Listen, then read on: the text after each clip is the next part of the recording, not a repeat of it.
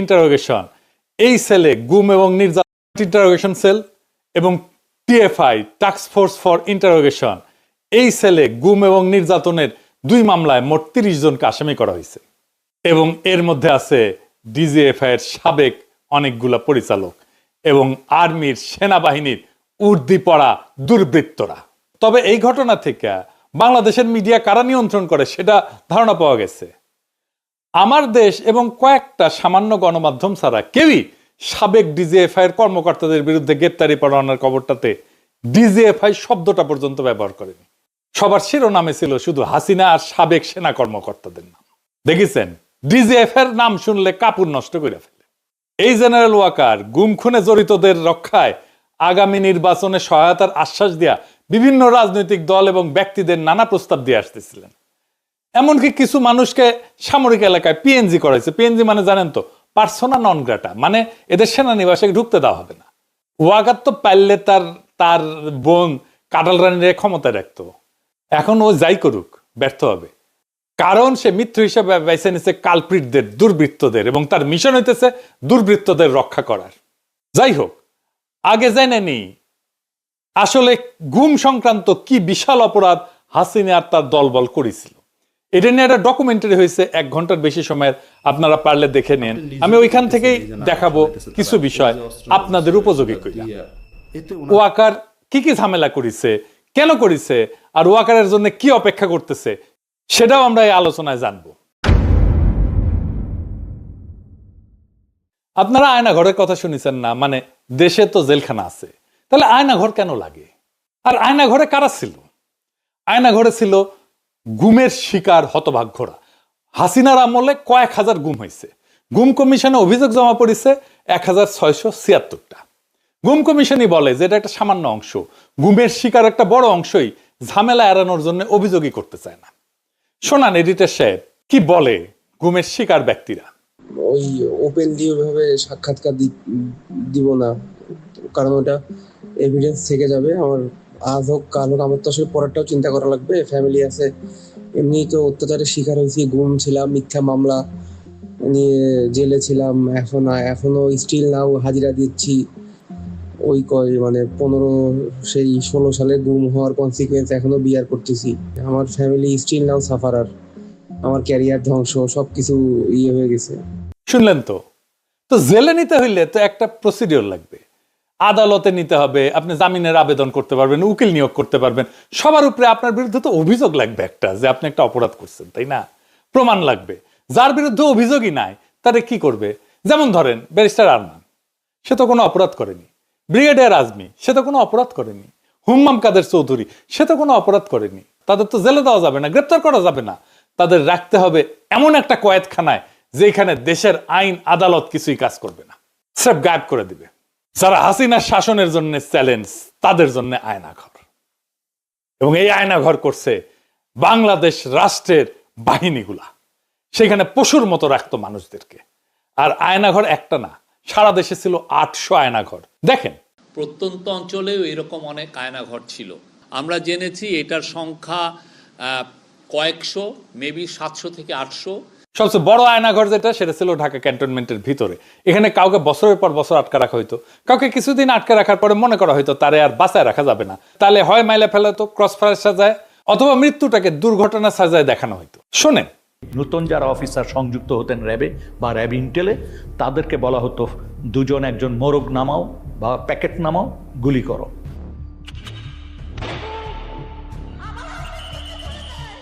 যখন ক্রসফায়ার বেশি সমস্যা হয়ে গেল আন্তর্জাতিকভাবে এবং জাতীয়ভাবে, যে এরা এটা নিতে পারতেছিল না আর এটা ক্রিটিসিজম, তখন ওরা বললো যে আরে আমরা বডি প্রডিউস করি কেন, নাই করে দিলি তো হয়, তাহলে তো কেউ বুঝবে না কি হয়েছে। তখন এটাই মুভ করলো ওরা।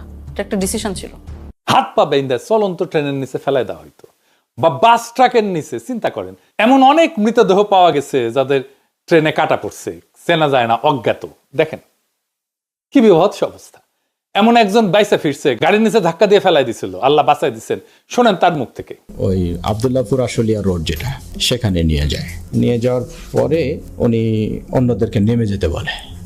নামার পরে আমাকে কানে কানে বলতেছে, ভাইজান আমাকে ক্ষমা করে দিয়ে দেখেন, আপনাকে তো চলন্ত গাড়ির সামনে ফেলে দেওয়ার জন্য বলা হয়েছে। হঠাৎ করে মানে আমাকে ধাক্কা দেওয়া হলো এবং আমি খেয়াল করতেছিলাম যে গাড়ি শব্দ আসতেছে, তো আমি তো তখন ধরে নিয়েছি যে আমি শেষ, আমি পড়ে গেছি। পড়ে যাওয়ার পর মানে পড়ে যাওয়ার পরেও দেখতেছি যে আমি বেঁচে আছি। আমারে তুলে ধরে বলছে যে আপনি ভয় পাবেন না, আপনাকে তো আমরা রাস্তায় ফেলে দিয়েছি, কিন্তু গাড়িটা পাশ দিয়ে চলে গেছে। তাহলে আমি টের পাইছিলাম যে গাড়িটা যখন জোরে খুব রানিং এ আসতেছে, আবার যখন ফেলে দিবে ব্রেক শক্ত করে ধরে পাশ দিয়ে টা করে শব্দ হয় যেটা, ঠিক সেই শব্দটাই আমার কানে আসছে। এইভাবে অজ্ঞাত ব্যক্তির লাশ পাওয়া যেত ট্রেনে কাটা পড়া। রেলে কাটা পড়লে হয় কি, দায়ী কিন্তু কাটা মানুষ, কাটা পড়া মানুষ বাংলাদেশের আইনে কারো দোষ হয় না, সেজন্যই ট্রেনের নিচে ফেলাই দিত। কাউকে ইনজেকশন দিয়ে অজ্ঞান করে ট্রেনের নিচে ফেলাই দিত, গাড়ির নিচে ফেলাই দিত। কি অবস্থা চিন্তা করেন। তো যদি ডেড বডি পাওয়া যেত তাহলে তো বিপদ। তখন তাদের নদীর মাঝখানে নিয়ে গুলি করে পেট চিরা কোমরে সিমেন্টের বস্তা বেঁধে ডুবাই দেওয়া হইতো। জিয়াউল হাসান নিজের হাতে এরকম মানুষকে মারছে, শুনেন স্বীকারোক্তি। যখন যাওয়া শুরু করলো, আমরা ইয়েতে যাওয়ার পরে উনি ডেস্টিনেশনটা আগে থেকে বলেন না কোথায় যাবো, সাউথের দিকে যাবো। তো যাওয়ার পরে তারপরে বললো যে স্লো ডাউন, যখন স্লো ডাউন বললে তখনই বুঝি যে এখন প্রক্রিয়া শুরু হবে। যখন খোলের ভিতর দিকে তাকে তুলে নিয়ে আসে, সিমেন্টের বস্তা কিন্তু বাইরে থাকে স্যার, খোলের মুখটা খুলে একজন করে তুলতেছে স্যার, সিমেন্টের বস্তা দিয়ে সে কেটে ফেলতেছে, পাথর হচ্ছে হাঁটু বড় গেছে, হাঁটু বড় গেছে।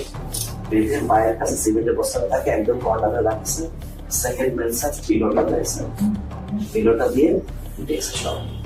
তাদের পছন্দের জায়গাটা হলো মাথা স্যার, মানে মাথার এখানে বা এই পাশে বালিশ থেকে তারপরে একদম 6 রাউন্ড ফায়ার করে। 2 রাউন্ডটা ফায়ারের পর্যন্ত যদি কখনো তার মনে হচ্ছে কারো হাত কেঁপে গেছে, তখন উনি বলতে সেমিস্টার। ঢাকায় সুন্দরবনের দস্যুদের কাছ থেকে উদ্ধার করে একটা ট্রলার ব্যবহার করা হইতো এই কাজে। এইটা সাহেব দেখান সেই স্বীকারোক্তি। দস্যুদের কাছ থেকে উদ্ধার করা ট্রলার, যেটা জেনারেল জিয়াউল হাসানের টিম এটা এনেছিল, এবং পরবর্তীতে আমরা জেনেছি যে জিয়াউল হাসানের প্রত্যক্ষ তত্ত্বাবধানে অনেক মানুষকে ওখানে নিয়ে যাওয়া হতো রাতের গভীর রাত্রে। এই জায়গাটা এবং বন্দিরা থাকতো বুঝছেন এখানে এই ডেকের উপরে কোনো সময় তো ডেকের ভিতরে থাকে, এন্ড দেন অফিসাররা কারণ ডেকের ভিতরে না থাকলে দেখা গেলো মাঝে দেখে ফেলি, এরকম হয়। ওরা সবই এখানে বা কেউ এখানে থাকতো, এন্ড দেন এখানে এনে শুট করে এখান থেকে ফেলে দিবে। ওখান থেকে পেট ফাটতেছে ওখানে কুইক অ্যাকশন। তার হচ্ছে গিয়ে এখানে যাওয়ার পরে এই যে মানুষটাকে শোয়ালেন, যাওয়ার পরে বাঁধার পরে তারপরে আপনার গুলি করে ফেলা দেওয়া হয়। এদিকে বাঁধার রশিটা রেডি থাকে, ওইদিকে সিমেন্টের বস্তার সাথে রশি বাঁধা রেডি, যেমন রশি বাঁধার থেকে সিমেন্টের বস্তা খুলে না যায়। তারপরে বাকি রশিটা এখন এটা কোমরের সাথে দিয়ে বাঁধা সবচেয়ে সহজ, that of any other places of the whole body. এখানে গুলি করে লোয়ার পোর্শন ধরে ফেলে দিল। কে ফেললো? জিয়া তো গুলি করলো, এখন জিয়েই ফেললো না সাথে আরো যে লোক ছিল তার কে ফেললো এটা আমার খেয়াল নাই, এখান থেকে করে ফেলে দিল। আবার কাউরে ইন্ডিয়া পাচার করা দেওয়া হইতো, যেমন সুখরঞ্জন বালিকে দেওয়া হয়েছিল, সালাউদ্দিন সাহেবকে দেওয়া হয়েছিল রাষ্ট্রীয়ভাবে। এইখানেই ধরা খাবে মোদি আর তার বাহিনী। এইসবের মধ্যে মূল ভূমিকা পালন করছে সেনাবাহিনীর কর্মকর্তারা। ওইখানে নিয়ে 2টা লোক আইছিল হুমড়াই করে, বললো তোরে পার করে দেব, তারপরে তুই ওই জায়গায় কতদিন থাকবি, আবার আমরা তোর আবার ব্যাগ নিয়ে আসবো। ওরা আবার ওই দেশ থেকে কারা যেন আসছে স্যার, আপনার ওদের ইন্ডিয়ানরা আসছে, ওরা 2জনকে দিল, আমরা 2জনকে দিলাম। মানে ওরা 2জন বন্দীকে দিল, আপনাদের বন্দী 2জনকে ওদেরকে দিয়ে দিল, যাদেরকে হ্যান্ড ওভার করলো ওদেরকে নিয়ে আবার কি করলেন? ওদেরকে নিয়ে স্যার রাস্তায় 2জনকে স্যার ক্রস ফায়ার দিয়ে ফেলাই দিয়ে আসছে। দুর্বৃত্ত কর্মকর্তারা শুধু একটা প্রমোশন, কিছু টাকা পয়সা, কিছু ক্ষমতা, এটার লোভে এইভাবে খুনি হয়ে উঠছিল তারা। তাদের সৈনিক বৃত্তিকে তারা জলাঞ্জলি দিছিল। তারা সৈনিক ছিল না, তারা এখনো সৈনিক না, সেনাবাহিনী এদেরকে পালতে পারে না। আজকে ওয়াকার বলে সেনাবাহিনীর মরাল নষ্ট হবে, ও তো সেনাই না, ওই তো সৈনিকই না, মরাল কিসের নষ্ট হবে? ওরা রাখলেই তো সেনাবাহিনীর মরাল নষ্ট হবে। ঢাকার আয়নাঘর ছিল ডিজিএফ এর আন্ডারে, ক্যান্টনমেন্টের মধ্যে। র্যাবের সেনা কর্মকর্তারা এই গুম আর খুনের কাজগুলো করছে, এদের বিরুদ্ধে গ্রেপ্তারি পরোয়ানা জারি করা হয়েছে, সকল প্রমাণ জোগাড় করে মামলা করা হয়েছে। এইটায় ওয়াকারের পুচ্ছে আগুন ধরে গেছে এখন। কেন? কারণ ওয়াকার জানে এইভাবে ধরতে ধরতে ধরতে ধরতে ধরতে তার ফাঁসি কা ফান্ডা আসতেছে, ওর গলা তো ফাঁসির ধরি ধরবে। সে নিজেও তো 2024 জুলাই আগস্টে ছাত্র জনতার বিক্ষোভের বিরুদ্ধে সেনা নামাইছিল, তারা গুলিও করছে, মানুষও মারছে, এর দায় তো ওয়াকারের। সৈনিক আর জুনিয়র অফিসাররা গুলি চালাইতে অস্বীকার করার জন্যই ওয়াকার তার আপারে বাঁচাইতে পারে নাই। এতে ওয়াকারের বিন্দু মাত্র কোনো ক্রেডিট নাই। এই ওয়াকার আয়না ঘরের সব এভিডেন্স নষ্ট করে ফেলছে। এভিডেন্স নষ্ট করা আর একটা অপরাধ। ক্যান্টনমেন্টের এলাকার মধ্যে যদি এভিডেন্স নষ্ট করা হয় আয়না ঘরে, কার সেটা দায়িত্বে পড়ে? তার জিম্মায় থাকা জেনারেল মুজিব পালাই যেতে দিচ্ছে, তারা গ্রেপ্তার করা হয়েছিল, রাখা হয়েছে ক্যান্টনমেন্টে, পালাই গেছে, কার দায় তাহলে? এই মুজিবের নামে ওয়ারেন্ট বাড়াইছে, এখন আশ্রয় দিছে পুলিশ আর আওয়ামী লীগের নেতা কর্মীদের ক্যান্টনমেন্ট গুলোতে, তাদের পালাইতে সাহায্য করছে। আরাফাতকে তো পালাইতে সাহায্য করছে ওয়াকার। আরাফাত ধরা পড়েছিল, নিউজ বাড়াইছিল, কেমনে পলাইলো? তারপরে আয়নাঘর ভিজিট করতে দিবে না ওয়াকার প্রফেসর ইউনুসকে, বাধ্য হইয়া দিছে। এই যে জেনারেল আকবর, যার নামে আজকে ওয়ারেন্ট বাড়িয়েছে, সে গুম কমিশনে স্বীকার করছে, সাক্ষ্য দিছে, তাকেও পালাইয়া যাইতে দেওয়া হয়েছে। দেখান এডিটর সাহেব তার সাক্ষ্য দেখান। এই প্রসেসের পিকে প্রাইম মিনিস্টার্স অফিস, অনেক সময় ওনার পক্ষ থেকে ডিফেন্স অ্যাডভাইজার ছিল, তো উনিও মাঝে মাঝে ইন্টারফেয়ার করতেন, কথা বলতেন, আদেশ নির্দেশও দিতেন। So out of the way I went to PM and requested হার যে সালাউদ্দিন কাদের চৌধুরীর ফাঁসি হয়ে গেছে, তার ছেলেটাকে এটা করা হয়েছে, এটা খুব এটা দেখা উচিত, আমাদের ফ্যামিলিটা খুব broken and his relatives have request. আমি নিজে প্রিয়ামকে বলেছি, আমার সাথে মানে আমি 2বার ওনাকে বলেছি, এটা আমার নিশ্চিত মনে আছে। ছেড়ে দিব না, ছেড়ে দিব না, মানে আমি দেখি কি করা যায়। অ্যাডভাইজারকে তুমি বলছো, আমি বলছি। এবং ওনার কি ক্ষমতা ছিল তখন ওটাকে সমাধান করার? অর্থাৎ ধরেন উনি চাইলে কেউ বের করে দিতে পারতো? পিএম চাইলে হবে না, মানে এটা উনি যা চাইবে তাই হবে। এইটাই তো প্রথম গ্রেপ্তারি পরোয়ানা না, এর আগেও গ্রেপ্তারি পরোয়ানা হয়েছে সেনা অফিসারদের বিরুদ্ধে, কাউরে গ্রেপ্তার করতে দেয় নাই ওয়াকার। সে বলে এতে সেনাবাহিনীর মরাল নষ্ট হবে। যুক্তির মায়েরে বাপ, নিজেরা নিজেদের সৈনিক বৃত্তিকে কলঙ্কিত করছে, নিজেকে নিছক একজন ঠান্ডা মাথার খুনি বানাইছে, তাতে মরাল নষ্ট হয় না। ক্যান্টনমেন্টের মধ্যে আয়না ঘর বানায় রাখলে মরাল নষ্ট হয় না। মোটা আজিজকে শেখ হাসিনার বডিগার্ডের ভাই কোটায় আর মোটা ওয়াকারকে জামাই কোটায় সেনা প্রধান বানাইলে মরাল নষ্ট হয় না। বিডিআর 57 সেনা অফিসারকে ইন্ডিয়া খুন করাইলে মরাল নষ্ট হয় না। কয়েক মাইল দূর থেকে বিডিআর হেডকোয়ার্টারে কাউকে রক্ষা করার হিম্মত দেখাইতে না পারলে মরাল নষ্ট হয় না। ব্রিগেডিয়ার আজমিকে আয়না ঘরে আটকায় রাখলে মরাল নষ্ট হয় না। আর তারে যে বছরের পর বছর যেই সৈনিকেরা পাহারা দিছে, তারা দেখে নাই একজন নিরাপরাধ চৌকস উচ্চ পদস্থ সেনা অফিসারকে বিনা আইনে এইভাবে বন্দী করে রাখা হয়েছে, তাদের মরাল নষ্ট হয় নাই? তারা কথা বলে নাই এটা নিয়ে তার পরিবারের সাথে, তার বন্ধু বান্ধবদের সাথে, তার কলিগদের সাথে?